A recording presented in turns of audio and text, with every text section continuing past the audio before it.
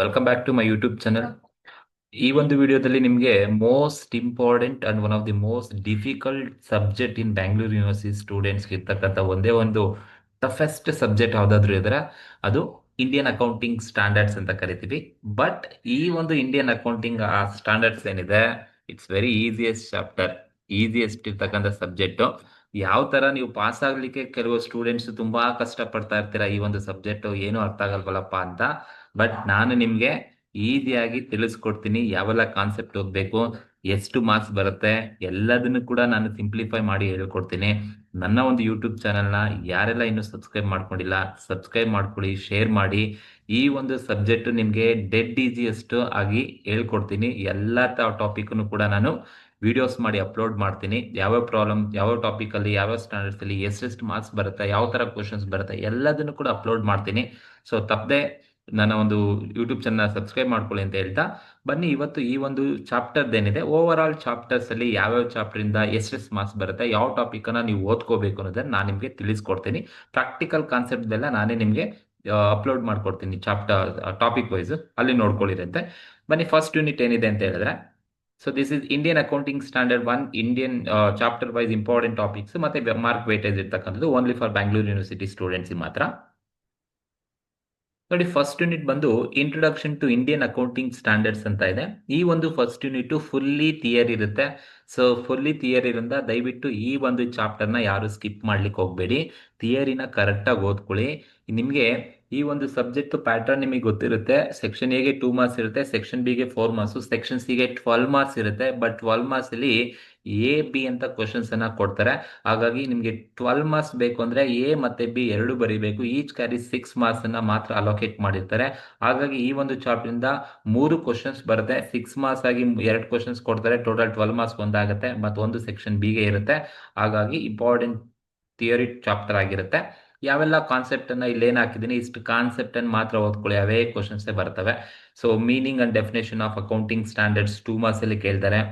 Objectives of accounting standards ಇದನ್ನ 4 marks ಬೇಕಾದ್ರೂ ಕೇಳ್ಬೋದು, 2 ಮಾರ್ಕ್ಸ್ ಅಲ್ಲಿ ಬೇಕಾದ್ರೂ ಕೇಳ್ಬೋದು. Benefits and limitation of accounting standards last year ಇದನ್ನೇ 12 ಮಾರ್ಕ್ಸ್ ಕೇಳಿದ್ದಾರೆ. Explain the benefits of accounting standard, explain the limitation of accounting standards ಅಂತ 12 ಮಾರ್ಕ್ಸ್ ಅಲ್ಲಿ ಕೇಳಿದ್ದಾರೆ. ಸೊ ಹಾಗಾಗಿ ಅದು ಕೂಡ ಒಂದು ಇಂಪಾರ್ಟೆಂಟ್ ಕ್ವಶನ್ಸ್ ಆಗಿರುತ್ತೆ. List out any 10 to 15 Indian accounting standards ನ ಲಿಸ್ಟ್ ಔಟ್ ಮಾಡಿ, ಮೆನ್ಷನ್ ಮಾಡಿ, ಇಂಡಿಯಾಸ್ ಅನ್ನ ಮೆನ್ಷನ್ ಮಾಡಿ, issued by ministry of corporate affairs issue ಮಾಡಿರ್ತಕ್ಕಂಥ ಏನು ಅಕೌಂಟಿಂಗ್ ಸ್ಟ್ಯಾಂಡರ್ಡ್ಸ್ ಅನ್ನ ಮೆನ್ಷನ್ ಮಾಡಿ ಅಂತ ಬೇಕಾದ್ರೆ ಕೇಳ್ಬೋದು. 10 to 15 ನಿಮ್ಗೆ ಈಸಿ ಗೊತ್ತಿರತಕ್ಕಂಥವನ್ನ ನೀವು ಮೆನ್ಷನ್ ಮಾಡಿದ್ರೆ ಸಾಕಾಗುತ್ತೆ. ಒಂದು, list out any 10 IFRS issue ಮಾಡಿ, ಏನು IASB ಇಶ್ಯೂ ಮಾಡಿರ್ತಕ್ಕಂಥ IFRS ಅನ್ನ ಇಶ್ಯೂ ಮಾಡಿ ಲಿಸ್ಟ್ ಔಟ್ ಮಾಡಿ ಅಂತ ಹೇಳ್ಬಿಟ್ಟು ಎನಿ 10 to 15 ಕೇಳ್ತಾರೆ. ಅಟ್ಲೀಸ್ಟ್ ನೀವು ಒಂದು 10 ಪಾಯಿಂಟ್ಸ್ ಅನ್ನ ನೆನ್ಪಿಟ್ಕೋಬೇಕಾಗುತ್ತೆ. ಏನು IFRS ಇದೆ ಅದನ್ನ, ಅದು ಕೂಡ ಸೆಕ್ಷನ್ ಬಿಗೆ ಕೇಳ್ಬೋದು ಅಥವಾ ಸೆಕ್ಷನ್ ಸಿಗೆ ಬೇಕಾದ್ರೂ ಕೇಳ್ಬೋದು. And international financial reporting standards ನ ಫೀಚರ್ಸ್ ಅಂದ್ರೆ explain the features of IFRS ಅಂತ ಸೆಕ್ಷನ್ ಬಿಗೆ ಕೇಳ್ಬೋದು. Merits and demerits of IFRS section ಸಿಗೆ ಕೇಳ್ಬೋದು. And benefits or need of convergence with IFRS section ಬಿಗೆ ಕೇಳ್ಬೋದು. ಸೊ ಇಷ್ಟು ಟಾಪಿಕ್ ಇರ್ತಕ್ಕಂಥದ್ದು ಯೂನಿಟ್ ಫಸ್ಟ್ಲಿ. ಈ ಟಾಪಿಕ್ ಅನ್ನ ಥಿಯರಿಟಿಕಲ್ ಇರೋದ್ರಿಂದ ನೀವು ಓದ್ಕೋಬಹುದು. ನಿಮ್ಗೆ ಈಸಿಯಾಗಿ ನಿಮ್ಗೆ ಆಲ್ಮೋಸ್ಟ್ 12 + 4 16 to 20 ಮಾರ್ಕ್ಸ್ ಈ ಒಂದು ಚಾಪ್ಟರ್ ಅಲ್ಲಿ ಸಿಗುತ್ತೆ. ಆರಾಮಾಗಿ ಓದ್ಕೊಳ್ಳಿ. ಅಂಡ್ ಯೂನಿಟ್ 2 ಬಂದು ಅಸೆಟ್ ಬೇಸ್ಡ್ ಅಕೌಂಟಿಂಗ್ ಸ್ಟ್ಯಾಂಡರ್ಡ್ಸ್ ಅಂತ ಕರಿತೀವಿ. ಈ ಒಂದು ಅಸೆಟ್ ಬೇಸ್ಡ್ ಅಕೌಂಟಿಂಗ್ ಸ್ಟ್ಯಾಂಡರ್ಡ್ಸ್ ಅಲ್ಲಿ ನೋಡಿ, 2 ಮಾರ್ಕ್ಸ್ಗೆ ಅಟ್ಲೀಸ್ಟ್ ಯಾವ್ದಾದ್ರು 2 ರಿಂದ 3 2 ಮಾರ್ಕ್ಸ್ ಅಲ್ಲಿ ಇರುತ್ತೆ. ನಾನು ಮಿನಿಮಮ್ 2 ಅಂತ ಹಾಕಿದ್ದೀನಿ. ಸೆಕ್ಷನ್ ಬಿಗೆ 2 ಕ್ವಶನ್ ಕಂಪಲ್ಸರಿ ಇರುತ್ತೆ. ಸೆಕ್ಷನ್ ಸಿಗೆ 1 ಕ್ವಶನ್ಸ್ ಕಂಪಲ್ಸರಿ ಇರುತ್ತೆ. ಅಂಡ್ 6 ಮಾರ್ಕ್ಸ್ಗೆ ಅಡಿಷನಲ್ ಆಗಿ 1 ಸೆಕ್ಷನ್ ಸಿ ನಲ್ಲೇ ಇರುತ್ತೆ. ಒಟ್ಟು ನೀವು 5 ಕ್ವಶನ್ಸ್ ಅನ್ನ ನೀವು ಎಕ್ಸ್ಪೆಕ್ಟ್ ಮಾಡಬಹುದು. ಈ ಒಂದು ಚಾಪ್ಟರ್ ಅಲ್ಲಿ 5 ಕ್ವಶನ್ಸ್ ಇರುತ್ತೆ. ಎಲ್ಲಾ ಅಕೌಂಟಿಂಗ್ ಸ್ಟ್ಯಾಂಡರ್ಡ್ಸ್ ಮೇಲೂ ಒಂದೊಂದು ಕ್ವಶನ್ಸ್ ಇರುತ್ತೆ. ಯಾವ್ದನ್ನ ಒಂದು ಅಕೌಂಟಿಂಗ್ ಸ್ಟ್ಯಾಂಡರ್ಡ್ ಮೇಲೆ ನಿಮ್ಗೆ 2 ಕ್ವಶನ್ಸ್ ಅನ್ನ ಕೇಳ್ತಕ್ಕಂಥ ಚಾನ್ಸಸ್ ಇರುತ್ತೆ. ಒಂದು ಮೋಸ್ಟ್ ಇಂಪಾರ್ಟೆಂಟ್ ಏನಪ್ಪಾ ಅಂತ ಹೇಳಿದ್ರೆ, ಇಲ್ಲಿ ಒಂದ್ ಏನಿದೆ ಅಂತ ಹೇಳಿದ್ರೆ, ಪ್ರಾಪರ್ಟಿ ಪ್ಲಾಂಟ್ ಅಂಡ್ ಎಕ್ವಿಪ್ಮೆಂಟ್ ನೀವು you can expect 2 questions, 2 questions ಅನ್ನ ಬೇಕಾದ್ರೆ ಎಕ್ಸ್ಪೆಕ್ಟ್ ಮಾಡಬಹುದು ಪ್ರಾಪರ್ಟಿ ಪ್ಲಾಂಟ್ ಅಂಡ್ ಎಕ್ವಿಪ್ಮೆಂಟ್ ಮೇಲೆ. So easiest concept meaning plus ನೀವು ಪ್ರಾಬ್ಲಮ್ಸ್ ಅನ್ನ ನೋಡ್ಕೋಬೇಕಾಗುತ್ತೆ. ಅಲ್ಲಿ ಯಾವ್ದು ಥಿಯರಿ ಏನು ಓದಕ್ ಹೋಗ್ಬೇಡಿ, ಜಸ್ಟ್ ಮೀನಿಂಗ್ ಓದ್ಕೊಳ್ಳಿ ಸಾಕು.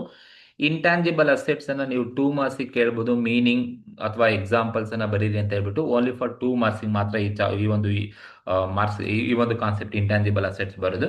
ಇಲ್ಲ ಸೆಕ್ಷನ್ ಬಿಗ್ ಬಂದ್ರೆ ಒಂದು ಥಿಯಾರಿಟಿಕಲ್ ಆಸ್ಪೆಕ್ಟ್ಸ್ ಅನ್ನ ಕೇಳಿದ್ರೆ ಅದನ್ನ ನಾನು ನಿಮ್ಗೆ ತಿಳಿಸ್ಕೊಡ್ತೀನಿ ಮುಂದಿನ ವಿಡಿಯೋದಲ್ಲಿ. ಇಂಪೇರ್ಮೆಂಟ್ ಆಫ್ ಅಸೆಟ್ಸ್ ಅಲ್ಲಿ ನೋಡಿ, ಇದು ಸೆಕ್ಷನ್ ಬಿ ಗೆ ಕೇಳ್ತಾರೆ ಅಥವಾ ಸೆಕ್ಷನ್ ಸಿ ಗೆ ಕೇಳ್ಬೋದು. ಒಂದು ಪ್ರಾಬ್ಲಮ್ಸೇ ಬರ್ತಕ್ಕಂಥದ್ದು, ಯಾವುದು ಥಿಯರಿ ಬರೋದಿಲ್ಲ, ಎಲ್ಲ ಕೂಡ ಪ್ರಾಬ್ಲಮ್ಸೇ ಬರ್ತಕ್ಕಂಥದ್ದು. ಇಂಪೇರ್ಮೆಂಟ್ ಲಾಸ್ ಕೂಡ ಪ್ರಾಬ್ಲಮ್ಸೇ ಇರುತ್ತೆ. ಐದರ್ 4 ಮಾರ್ಕ್ಸ್ ಆಗಿರ್ಬೋದು, ಐದರ್ 6 ಮಾರ್ಕ್ಸ್ಗೆ ಒಂದು ಕ್ವಶನ್ಸ್ ಮಾತ್ರನೇ ಬರ್ತಕ್ಕಂಥದ್ದು. ಇನ್ವೆಂಟರಿ ಮೇಲೂ ಕೂಡ ಅಷ್ಟೇ ಪ್ರಾಬ್ಲಮ್ಸ್ ಬರುತ್ತೆ. ಸೊ ಹಾಗಾಗಿ ಇದು ಕೂಡ ಪ್ರಾಬ್ಲಮ್ಸ್ ಬರುತ್ತೆ. ಮೀನಿಂಗ್ ಮತ್ತೆ ಪ್ರಾಬ್ಲಮ್ಸ್ ಅನ್ನ ನೀವು ಪ್ರಾಕ್ಟೀಸ್ ಮಾಡಬೇಕಾಗುತ್ತೆ. ಇದು 4 ಮಾರ್ಕ್ಸ್ಗಾದ್ರೂ ಕೇಳ್ಬೋದು, 6 ಮಾರ್ಕ್ಸ್ಗಾದ್ರೂ ಕೇಳ್ಬೋದು. ಲಾಸ್ಟ್ ಇಯರ್ ಮತ್ತೆ 2 ವರ್ಷನೂ ಕೂಡ 4 ಮಾರ್ಕ್ಸ್ ಒಂದು ಕೇಳ್ತಾ ಇದ್ದಾರೆ, 12 ಮಾರ್ಕ್ಸ್ ಅಲ್ಲಿ ಒಂದು ಕೇಳ್ತಾ ಇದ್ದಾರೆ. ಟೋಟಲ್ 10 12 ಮಾರ್ಕ್ಸ್ ಇನ್ವೆಂಟರಿ ಇಂದ ಕಾನ್ಸೆಪ್ಟ್ ಇದೆ. ಹಾಗಾಗಿ ಇನ್ವೆಂಟರಿ ಕಾನ್ಸೆಪ್ಟ್ ಕೂಡ ಇಂಪಾರ್ಟೆಂಟ್ ಆಗಿರುತ್ತೆ. ಅಂಡ್ ಬಾರೋಯಿಂಗ್ ಕಾಸ್ಟ್ ಅಲ್ಲಿ ನೀವು 2 ಪ್ರಾಬ್ಲಮ್ಸ್ ಅನ್ನೇ ನೀವು ಎಕ್ಸ್ಪೆಕ್ಟ್ ಮಾಡಬಹುದು. ಬಾರೋಯಿಂಗ್ ಕಾಸ್ಟ್ ಅಲ್ಲಿ 2 ಪ್ರಾಬ್ಲಮ್ಸ್ ಅನ್ನ ಎಕ್ಸ್ಪೆಕ್ಟ್ ಮಾಡಬಹುದು. ಒಂದು 4 ಮಾರ್ಕ್ಸ್ ಇರುತ್ತೆ, ಒಂದು 6 ಮಾರ್ಕ್ಸ್ ಬೇಕಾದ್ರೆ ಕೂಡ ಕೇಳಬಹುದು. 2 ಕ್ವಶನ್ಸ್ ಕೇಳಬಹುದು. ಇದು ಮತ್ತೆ ಪಿ ಇಂದ 2 ಕೇಳ್ತಾರೆ, ಮತ್ತೆ ಇನ್ವೆಂಟರಿನಲ್ಲೂ 2 ಕೇಳಿದ್ದಾರೆ. ಇನ್ನೆಲ್ಲ ಕಾನ್ಸೆಪ್ಟ್ ಒಂದೊಂದಿರುತ್ತೆ. ಅಂಡ್ ಇನ್ವೆಸ್ಟ್ಮೆಂಟ್ ಪ್ರಾಪರ್ಟಿ ಬರೀ 2 ಮಾರ್ಕ್ಸ್ ಮಾತ್ರನೇ ಬರ್ತಕ್ಕಂಥದ್ದು. ಬಂದ್ರೆ ಮೀನಿಂಗ್ ಮಾತ್ರ ನೋಡ್ಕೊಳ್ಳಿ. 2 ಮಾರ್ಕ್ಸ್ ಕೇಳ್ತಾರೆ, 2 ಮಾರ್ಕ್ಸ್ಗೆ ಜಸ್ಟ್ ಮೀನಿಂಗ್, ಇನ್ನೇನು ಎಕ್ಸ್ಟ್ರಾ ನೋಡ್ಕೊಳಕ್ ಹೋಗ್ಬೇಡಿ, ಮೀನಿಂಗ್ ಮಾತ್ರ ನೋಡ್ಕೊಂಡ್ರೆ ಸಾಕಾಗುತ್ತೆ. ಸೊ ಇದು ಒಂದು ಮೋಸ್ಟ್ ಇಂಪಾರ್ಟೆಂಟ್ ಯೂನಿಟ್ ಇರ್ತಕ್ಕಂಥದ್ದು. ಆಲ್ಮೋಸ್ಟ್ ನಿಮಗೆ 25 ಮಾರ್ಕ್ಸ್ 30 ಮಾರ್ಕ್ಸ್ ನಿಮಗೆ ಈ ಒಂದು ಚಾಪ್ಟರ್ಲಿ ಕಂಪಲ್ಸರಿ ಇರುತ್ತೆ. ಯಾಕೆಂದ್ರೆ ನಿಮಗೆ 2 ಕ್ವಶನ್ ಸೆಕ್ಷನ್ಸ್ ಬಿ ನಲ್ಲಿ ಇರುತ್ತೆ. ಆಲ್ಮೋಸ್ಟ್ 3 ಕ್ವಶನ್ ಬಂದು ಸೆಕ್ಷನ್ ಸಿ ನಲ್ಲಿ ಇರುತ್ತೆ. 6 ಮಾರ್ಕ್ಸ್ ಅಥವಾ 3 ಕ್ವಶನ್ಸ್ ಅನ್ನ ಕೇಳ್ತಕ್ಕಂಥ ಚಾನ್ಸಸ್ ಇರುತ್ತೆ. One of the most important chapter asset based Indian accounting standards ಅಂತ ಕೇಳಿರ್ತಕ್ಕಂಥದ್ದು. ಈ ಎಲ್ಲ ಟಾಪಿಕ್ ಮೇಲೂ ಕೂಡ, ಎಲ್ಲ ಅಕೌಂಟಿಂಗ್ ಸ್ಟ್ಯಾಂಡರ್ಡ್ಸ್ ಮೇಲೂ ಕೂಡ ನಾನು ಸಪರೇಟ್ ಆಗಿ ಪ್ರಾಬ್ಲಮ್ಸ್ ಯಾವ್ಯಾವ ತರ ಕೇಳ್ತಾರೆ, ಯಾವ ತರ ಆನ್ಸರ್ ಮಾಡಬೇಕು ಅನ್ನೋದನ್ನ ತಿಳಿಸ್ಕೊಡ್ತೀನಿ. So already impairment of assets ಮೇಲೆ ನಾನು ಆಲ್ರೆಡಿ 2 ಪ್ರಾಬ್ಲಮ್ಸ್, ಒಂದು ಪ್ರಾಬ್ಲಮ್ಸ್ ಅನ್ನು ಅಪ್ಲೋಡ್ ಮಾಡಿದ್ದೀನಿ. ಫಸ್ಟ್ ನಾನು ಇಂಪೇರ್ಮೆಂಟ್ ಸ್ಟಾರ್ಟ್ ಮಾಡ್ತಾ ಇದ್ದೀನಿ, ಇಂಪೇರ್ಮೆಂಟ್ ಲಾಸ್ ಮಾಡ್ತಾ ಇದ್ದೀನಿ. ಅದಾದ್ಮೇಲೆ PPE, ಅದಾದ್ಮೇಲೆ ಬಾರೋಯಿಂಗ್ ಕಾಸ್ಟ್, ಅದಾದ್ಮೇಲೆ ಇನ್ವೆಂಟರಿಯನ್ನ ನಿಮ್ಗೆ ಮಾಡ್ಕೊಡ್ತೀನಿ. ಯಾವ ತರ ಕ್ವಶನ್ಸ್ ಅಲ್ಲಿ ಕೇಳ್ತಾರೆ, ಎಕ್ಸಾಮ್ ಅಲ್ಲಿ ಕೇಳ್ತಾರೆ, ಎಲ್ಲಾ ತರದ ವಿಡಿಯೋಸ್ ಅನ್ನ ಅಪ್ಲೋಡ್ ಮಾಡಿ ನಿಮ್ಗೆ ಕೊಡ್ತೀನಿ. ಅಲ್ಲಿ ಕರೆಕ್ಟ್ ಆಗಿ ನೋಡ್ಕೊಂಡು ಪ್ರಾಕ್ಟೀಸ್ ಮಾಡಿ. ಇದು ಸೆಕೆಂಡ್ ಯೂನಿಟ್ ಮೋಸ್ಟ್ ಇಂಪಾರ್ಟೆಂಟ್. ಎಲ್ಲ ಮೀನಿಂಗ್ ಗೊತ್ತಿರಬೇಕು. PPE ಅಂದ್ರೇನು, ಇಂಟ್ಯಾಂಜಿಬಲ್ ಅಸೆಟ್ಸ್ ಅಂದ್ರೇನು, ಇಂಪೇರ್ಮೆಂಟ್ ಆಫ್ ಅಸೆಟ್ಸ್ ಅಂದ್ರೇನು, ಇನ್ವೆಂಟರಿ ಅಂದ್ರೇನು, ಬಾರೋಯಿಂಗ್ ಕಾಸ್ಟ್, ಎಲ್ಲ ಮೀನಿಂಗ್ ಕೇಳ್ತಾರೆ. ಜೊತೆಗೆ ಪ್ರಾಕ್ಟಿಕಲೇ ಬರ್ತಕ್ಕಂಥದ್ದು ಈ ಒಂದು ಚಾಪ್ಟರ್ ಅಲ್ಲಿ. ಥಿಯರಿ ಏನು ಓದಕ್ ಹೋಗ್ಬಿಡಿ, ಜಸ್ಟ್ ಮೀನಿಂಗ್ ಓದ್ಕೊಳ್ಳಿ. ಇನ್ನೆಲ್ಲ ಪ್ರಾಬ್ಲಮ್ ಈ ಚಾಪ್ಟರ್ ಅಲ್ಲಿ ಬರೋದು. ಅಂಡ್ ಯೂನಿಟ್ 3 ಬನ್ನಿ, liability based Indian accounting standards ಅಂತ ಇದೆ. ಇಲ್ಲಿ ನಿಮ್ಗೆ ಒಂದು ಕ್ವಶನ್ಸ್ ಎಂಪ್ಲಾಯ್ ಬೆನಿಫಿಟ್ ಮೇಲೆನೆ ಪ್ರಾಬ್ಲಮ್ಸ್ ಬರ್ತಕ್ಕಂಥದ್ದು. ಎಲ್ಲ ಎಂಪ್ಲಾಯ್ ಬೆನಿಫಿಟ್ ಮೇಲೆನೆ ಫುಲ್ ಪ್ರಾಬ್ಲಮ್ಸ್ ಬರ್ತಕ್ಕಂಥದ್ದು. ಇಲ್ಲಿ ಫುಲ್ ಪ್ರಾಬ್ಲಮ್ಸ್ ಎಂಪ್ಲಾಯ್ ಬೆನಿಫಿಟ್ ಮೇಲೆ ಒಂದು 4 ಮಾರ್ಕ್ಸ್ ಇರುತ್ತೆ, ಒಂದು 6 ಮಾರ್ಕ್ಸ್ ಇರುತ್ತೆ. ಅಂದ್ರೆ 12 ಮಾರ್ಕ್ಸ್ ಅಲ್ಲಿ ಒಂದು ಕ್ವಶನ್ಸ್ ಇರುತ್ತೆ. ಸೊ ಒಂದು questions in the sense 6 marks ಬರುತ್ತೆ. ಸಮ್ ಟೈಮ್ 2 ಕ್ವಶನ್ಸ್ ಅನ್ನ ಬೇಕಾದ್ರೆ ಎಂಪ್ಲಾಯ್ ಬೆನಿಫಿಟ್ ಅಲ್ಲೇ ಕೇಳಬಹುದು. ಸೊ ಹಾಗಾಗಿ 4 ಮಾರ್ಕ್ಸ್ ಇರುತ್ತೆ, ಸೆಕ್ಷನ್ ಸಿಗೂ ಇರುತ್ತೆ. ಸೊ ಇದು ಒಂದು ಪ್ರಾಬ್ಲಮ್. ಎಂಪ್ಲಾಯ್ ಬೆನಿಫಿಟ್ ಮೇಲೆ ನೋಡ್ಕೊಳ್ಳಿ. ಎಂಪ್ಲಾಯ್ ಬೆನಿಫಿಟ್ ನಾನು ಸಪರೇಟ್ ಆಗಿ ವಿಡಿಯೋಸ್ ಅನ್ನ ಅಪ್ಲೋಡ್ ಮಾಡ್ತೀನಿ.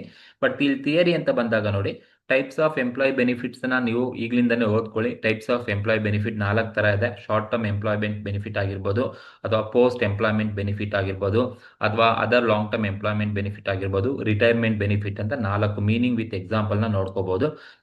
ಅದೊಂದು ಪ್ರಾಬ್ಲಮ್ ಬರುತ್ತೆ. ಅದನ್ನ ಬಿಟ್ರೆ ನಿಮಗೆ ಕಾಂಟಿಂಜೆಂಟ್ ಲಯಬಿಲಿಟೀಸ್ ಅಂದ್ರೇನು, ಕಾಂಟಿಂಜೆಂಟ್ ಅಸೆಟ್ ಅಂದ್ರೇನು ಮೀನಿಂಗ್ ಅನ್ನ ಕೇಳ್ಬೋದು. ಅಥವಾ ರಿಲೇಶನ್ಶಿಪ್ ಬಿಟ್ವೀನ್ ಪ್ರಾವಿಷನ್ ಮತ್ತೆ ಕಾಂಟಿಂಜೆಂಟ್ ಲಯಬಿಲಿಟಿ ಮೇಲೆ ಪ್ರಾವಿಷನ್ಸ್ ಅನ್ನ ಬೇಕಾದ್ರೆ ಕೇಳ್ಬೋದು. ಸೊ ಹಾಗಾಗಿ ಈ ಒಂದು ಚಾಪ್ಟರ್ ಅಲ್ಲಿ ನೀವು ಕಾಂಟಿಂಜೆಂಟ್ ಅಸೆಟ್ ಅವೇನು ಥಿಯರಿ ಓದಿಲ್ಲ ಅಂದ್ರೂ ಪರವಾಗಿಲ್ಲ, ಎಂಪ್ಲಾಯ್ ಬೆನಿಫಿಟ್ ಮಾತ್ರ ಕಂಪಲ್ಸರಿ ಇದ್ದೇ ಇರುತ್ತೆ. ಸೊ ಆ ಒಂದು ಯೂನಿಟ್ ಅಲ್ಲಿ ಟೋಟಲ್ ಈ ಒಂದು ಯೂನಿಟ್ ಅಲ್ಲಿ ನಿಮಗೆ ಬಂದ್ರೆ ಆಲ್ಮೋಸ್ಟ್ ನಿಮಗೆ 2 ಮಾರ್ಕ್ಸ್ ಒಂದು ಕ್ವಶನ್ಸ್ ಬರುತ್ತೆ, 4 ಮಾರ್ಕ್ಸ್ ಒಂದು ಕ್ವಶನ್ ಬರುತ್ತೆ, 12 ಮಾರ್ಕ್ಸ್ಗೆ ಒಂದು ಕ್ವಶನ್ಸ್ ಇರುತ್ತೆ. ಸೊ ಈ ಒಂದು ಚಾಪ್ಟರ್ ಅಲ್ಲಿ ಈ ಒಂದು topics employee benefit most important. Employee benefit ಬಗ್ಗೆ ಸುಮಾರು ತರ ಪ್ರಾಬ್ಲಮ್ಸ್ ಇದಾವೆ, ಅವನ್ನ ನೀವು ಪ್ರಾಕ್ಟೀಸ್ ಮಾಡ್ಕೊಳ್ಳಿ. ಓಕೆ, ಸೊ ಆ ಒಂದು ವಿಡಿಯೋಸ್ ಅನ್ನ ಬೇಕಾದ್ರೆ ನಾನು ಅಪ್ಲೋಡ್ ಮಾಡ್ತೀನಿ, ಆದ್ಮೇಲೆ ನೀವು ನೋಡ್ಕೊಂಡು ಮಾಡ್ಕೊಳ್ಳಿ, ಈಸಿಯಾಗಿ ಹೇಳ್ಕೊಡ್ತೀನಿ. ಇದು ಯೂನಿಟ್ 3 ನಲ್ಲಿ ಇರ್ತಕ್ಕಂಥದ್ದು. ಯೂನಿಟ್ 4 ಬಂದು Indian accounting standard 115 revenue from contract with customer. Revenue from contract with customer ಇಲ್ಲೂ ಕೂಡ ಅಷ್ಟೇ ನಿಮಗೆ ಜಾಸ್ತಿ ಏನು ಕೇಳಲ್ಲ. Revenue from contract with customers ಅಲ್ಲಿ 2 ಮಾರ್ಕ್ಸ್ಗೆ 1 ಕ್ವಶನ್ಸ್ ಕೇಳ್ತಾರೆ, 4 ಮಾರ್ಕ್ಸ್ಗೆ 1 ಕೇಳ್ತಾರೆ, 12 ಮಾರ್ಕ್ಸ್ಗೆ 1 ಕ್ವಶನ್ಸ್ ಅನ್ನ ಕೇಳ್ತಾರೆ. ಸೊ ಇಲ್ಲಿ 2 ಮಾರ್ಕ್ಸ್ ಬಂದ್ರೆ ಮೀನಿಂಗ್ ಕೇಳ್ತಾರೆ. ಕಾಂಟ್ರಾಕ್ಟ್ ಅಂದ್ರೇನು, ಇನ್ಕಮ್ ಅಂದ್ರೇನು, ರೆವಿನ್ಯೂ ಅಂದ್ರೇನು, ಕಾಂಟ್ರಾಕ್ಟ್ ಅಸೆಟ್ ಅಂದ್ರೇನು, ಕಾಂಟ್ರಾಕ್ಟ್ ಲಯಬಿಲಿಟಿ ಅಂದ್ರೇನು, ಪರ್ಫಾರ್ಮೆನ್ಸ್ ಆಬ್ಲಿಗೇಷನ್ಸ್ ಅಂದ್ರೆ ಏನು, ಟ್ರಾನ್ಸಾಕ್ಷನ್ ಪ್ರೈಸ್ ಏನು, 5 ಸ್ಟೆಪ್ ಮಾಡೆಲ್ ಸೊ ಇವೆಲ್ಲ ಕೂಡ 2 ಮಾರ್ಕ್ಸ್ ಅಲ್ಲಿ ಕೇಳ್ತಕ್ಕಂಥದ್ದು. ಬಟ್ 5 ಸ್ಟೆಪ್ ಮಾಡೆಲ್ ಏನಿದೆ ಅಥವಾ ರೆವಿನ್ಯೂ ರೆಕಗ್ನೈಸೇಷನ್ ಮಾಡೆಲ್ ಅಂತ ಕರಿತೀವಿ ಇದನ್ನ ಬೇಕಾದ್ರೆ ನೀವು ಸೆಕ್ಷನ್ ಬಿ ಗೆ ಎಕ್ಸ್ಪೆಕ್ಟ್ ಮಾಡಬಹುದು ಥಿಯರಿ ಕೇಳಿದ್ರೆ. ಈ ಥಿಯರಿ ಕೇಳಿದಾಗ ಪ್ರಾಬ್ಲಮ್ಸ್ ಬರ್ತವೆ, ಪ್ರಾಬ್ಲಮ್ಸ್ ಇಲ್ಲಿವರೆಗೂ ಕೇಳಿರ್ತಕ್ಕಂಥದ್ದು. ಯಾವುದು ಥಿಯರಿ 2 ಮಾರ್ಕ್ಸ್ ಅಲ್ಲಿ ಮಾತ್ರ ಇದೆ, ಸೆಕ್ಷನ್ ಸಿ ಗೆ ಯಾವುದು ಕೊಟ್ಟಿಲ್ಲ. ಹಾಗಾಗಿ ನನ್ನ ಪ್ರಕಾರನೂ ಬರೋದಿಲ್ಲ, ಪ್ರಾಬ್ಲಮ್ಸೇ ಬರುತ್ತೆ. ಸೊ ಈ ಒಂದು ಚಾಪ್ಟರ್ ಕೂಡ ನೀವು ಒಂದು ಕ್ವಶನ್ ಸೆಕ್ಷನ್ ಬಿ ನಲ್ಲೂ ಪ್ರಾಬ್ಲಮ್, ಸೆಕ್ಷನ್ ಸಿ ನಲ್ಲೂ ಕೂಡ ಒಂದು ಪ್ರಾಬ್ಲಮ್ಸ್ ಅನ್ನ ನೀವು ಎಕ್ಸ್ಪೆಕ್ಟ್ ಅನ್ನ ಮಾಡಬಹುದು. ಸೊ ಈ ಪ್ರಾಬ್ಲಮ್ಸ್ ಕೂಡ ಈಸಿ ಇರ್ತಕ್ಕಂಥದ್ದು, ಬಟ್ ಕಾನ್ಸೆಪ್ಟ್ ಅನ್ನ ನೀವು ಅರ್ಥ ಮಾಡ್ಕೋಬೇಕಾಗತ್ತೆ. Most of the student passing marks ಸಿಗ್ತಕ್ಕಂಥ ಒಂದು ಚಾಪ್ಟರ್ ಯಾವ್ದಾದ್ರು ಇದ್ರೆ NDS ಅಲ್ಲಿ ಅದು ಫಿನಾನ್ಷಿಯಲ್ ಸ್ಟೇಟ್ಮೆಂಟೇ. ಇದು ಒಂದು ಈಸಿಯೆಸ್ಟ್ ಚಾಪ್ಟರ್. ಸ್ಟೂಡೆಂಟ್ಸ್ ಎಲ್ಲರೂ ಕೂಡ ಪಾಸ್ ಆಗಕ್ಕೆ ಈ ಒಂದು ಚಾಪ್ಟರ್ ಕಾರಣ. ಏನಕ್ಕೆ ಅಂದ್ರೆ ಇಲ್ಲಿ ನೋಡಿ 3 ಪ್ರಾಕ್ಟಿಕಲ್ ಸಿಗುತ್ತೆ. ಅಂದ್ರೆ ನಿಮ್ಗೆ ಈ ಒಂದು ಚಾಪ್ಟರ್ ಅಲ್ಲಿ ನಿಮ್ಗೆ ಯಾವ ತರ ಕೊಡ್ತಾರೆ ಅಂದ್ರೆ 2 ಮಾರ್ಕ್ಸಿಗೆ ಒಂದು ಕೊಡ್ತಾರೆ, 4 ಮಾರ್ಕ್ಸ್ ಒಂದು, 12 ಮಾರ್ಕ್ಸ್ಗೆ ಒಂದು ಇದ್ದೇ ಇರುತ್ತೆ. ಸೊ ಹಾಗಾಗಿ ಫಿನಾನ್ಷಿಯಲ್ ಸ್ಟೇಟ್ಮೆಂಟ್ ಮೀನಿಂಗ್ ಕೇಳ್ಬೋದು. ಆಬ್ಜೆಕ್ಟಿವ್ಸ್ ಇದು 4 ಮಾರ್ಕ್ಸಿಗೆ ಬೇಕಾದ್ರೆ ಥಿಯರಿ ಬೇಕಾದ್ರೂ ಕೇಳ್ಬೋದು. ಎಲಿಮೆಂಟ್ಸ್ ಆಫ್ ಫಿನಾನ್ಷಿಯಲ್ ಸ್ಟೇಟ್ಮೆಂಟ್ ಇದು 2 ಮಾರ್ಕ್ಸಿಗೆ ಕೇಳ್ತಾರೆ. And users of financial statement 4 ಮಾರ್ಕ್ಸಿಗೆ ಆದ್ರೆ ಕೇಳ್ಬೋದು ಅಥವಾ 2 ಮಾರ್ಕ್ಸಿಗೆ ಬೇಕಾದ್ರೂ ಕೇಳ್ಬೋದು. ಎಲ್ಲದರಲ್ಲೂ ಮೇಲೆ ಪ್ರಾಬ್ಲಮ್ಸ್ ಇರುತ್ತೆ. Problems on statement of profit and loss account ಆಗಿರ್ಬೋದು, statement of financial position balance sheet ಆಗಿರ್ಬೋದು, and other comprehensive income statement ಅಲ್ಲಿ ಆಗಿರ್ಬೋದು. ಈ 3 ಕೂಡ ಪ್ರಾಬ್ಲಮ್ಸ್ ಇರುತ್ತೆ. ಸೊ ಹಾಗಾಗಿ ನಿಮಗೆ 6 ಅಂತ 18 ಮಾರ್ಕ್ಸ್ ನಿಮಗೆ ಪ್ರಾಬ್ಲಮ್ಸ್ ಅಲ್ಲಿ ಬರುತ್ತೆ. ಬಟ್ ನಾನು ಮ್ಯಾಕ್ಸಿಮಮ್ 12 ಮಾರ್ಕ್ಸ್ ಅನ್ನ ಎಕ್ಸ್ಪೆಕ್ಟ್ ಮಾಡಿದ್ದೀನಿ. ಸೊ 3 ಕೂಡ ಲಾಸ್ಟ್ ಇಯರ್ ಕೇಳಿದ್ರು, SOPL ಕೇಳಿದ್ರು, ಬ್ಯಾಲೆನ್ಸ್ ಶೀಟ್ ಕೇಳಿದ್ರು, ಮತ್ತೆ ಕಾಂಪ್ರಿಹೆನ್ಸಿವ್ ಇನ್ಕಮ್ ಅನ್ನು ಕೂಡ ಕೇಳಿದ್ದಾರೆ, ಕೇಳ್ಬೋದು. ಸೊ ನಾನು SOPL ಗೆ ಸಪ್ರೇಟ್ ಆಗಿ ಒಂದು 5 ವಿಡಿಯೋಸ್ ಮಾಡ್ತೀನಿ. SOFB ಮೇಲೇನು ಒಂದು 5 ವಿಡಿಯೋಸ್ ಮಾಡ್ತೀನಿ. ಅದರ್ ಕಾಂಪ್ರಿಹೆನ್ಸಿವ್ ಇನ್ಕಮ್ಗೆ ನಾನು ಏನ್ ಮಾಡ್ತೀನಿ ವಿಡಿಯೋಸ್ನ ಅವು ನೋಡ್ಕೊಳ್ಳಿ, ಅವೇ ಕ್ವಶನ್ಸ್ ಬರ್ತವೆ. ಸೊ ಅದನ್ನೊಂದ ನೋಡ್ಕೊಳ್ಳಿ. ಸೊ ಹಾಗಾಗಿ ಈ 5 ಚಾಪ್ಟರ್ ಕೂಡ ಮೋಸ್ಟ್ ಇಂಪಾರ್ಟೆಂಟ್. ಬಟ್ ನಿಮ್ಗೆ ಎಕ್ಸಾಮ್ ಪ್ಯಾಟರ್ನ್ ಪ್ರಕಾರ ಹೋದ್ರೆ ನೀವು ಸೆಕ್ಷನ್ ಸಿ ನಲ್ಲಿ ಥಿಯರಿ ಒಂದೇ ಕ್ವಶನ್ಸ್ ಬರೋದು, 4 ಪ್ರಾಕ್ಟಿಕಲ್ ಕೊಡ್ತಾರೆ. ಸೊ 4 ಪ್ರಾಕ್ಟಿಕಲ್ ಕೊಡೋದ್ರಿಂದ ನಿಮ್ಗೆ ಎಲ್ಲಾ ಚಾಪ್ಟರ್ ಇಂದನೂ ಪ್ರಾಕ್ಟಿಕಲ್ ಕಂಪಲ್ಸರಿ ಇರುತ್ತೆ, ಎಕ್ಸೆಪ್ಟ್ ಫಸ್ಟ್ ಯೂನಿಟ್ ಇಂದ ಮಾತ್ರನೇ ನಿಮ್ಗೆ 12 ಮಾರ್ಕ್ಸ್ ಥಿಯರಿ ಬರುತ್ತೆ. ಇನ್ನೆಲ್ಲಾ ಕ್ವಶನ್ಸ್ ಕೂಡ ನಿಮ್ಗೆ ಪ್ರಾಕ್ಟಿಕಲ್ ಇರುತ್ತೆ. 4 ಕ್ವಶನ್ಸ್ ಅನ್ನು ಪ್ರಾಕ್ಟಿಕಲ್ ಅನ್ನ ಬರಿಬೇಕಾಗುತ್ತೆ. ಸೆಕ್ಷನ್ ಬಿ ಬಂದ್ರೆ ನಿಮ್ಗೆ 2 ಥಿಯರಿ ಕೇಳ್ಬೋದು, 3 ಕ್ವಶನ್, 2 ಥಿಯರಿ ಕೇಳ್ತಾರೆ, 3 ಪ್ರಾಕ್ಟಿಕಲ್ ಅನ್ನ ಕೇಳ್ತಕ್ಕಂಥ ಚಾನ್ಸಸ್ ಇರುತ್ತೆ. ಹಾಗಾಗಿ ಕೇರ್ಫುಲ್ ಆಗಿ ನೋಡ್ಕೊಳ್ಳಿ. So at least try to practice first unit ಅನ್ನ, ಥಿಯಾರಿಟಿಕಲ್ ಆಸ್ಪೆಕ್ಟ್ಸ್ ಅನ್ನ ಓದ್ಕೊಳ್ಳಿ. ಅಂಡ್ ಇಂಡೇಸ್ ಏನಿದೆ ಅಕೌಂಟಿಂಗ್ ಸ್ಟ್ಯಾಂಡರ್ಡ್ಸ್, ಒಂದೊಂದು ಅಕೌಂಟಿಂಗ್ ಸ್ಟ್ಯಾಂಡರ್ಡ್ಸ್ ಮೇಲೂ ಪ್ರಾಬ್ಲಮ್ಸ್ ಇದಾವೆ. ಸೊ ಆಲ್ರೆಡಿ ನಾನು ಕೆಲವೊಂದು ಅಕೌಂಟಿಂಗ್ ಸ್ಟ್ಯಾಂಡರ್ಡ್ ಮೇಲೆ ಪ್ರಾಬ್ಲಮ್ಸ್ ಅನ್ನ ಅಪ್ಲೋಡ್ ಮಾಡ್ಬಿಟ್ಟಿದ್ದೀನಿ, ಅದನ್ನು ನೋಡ್ಕೊಳ್ಳಿ.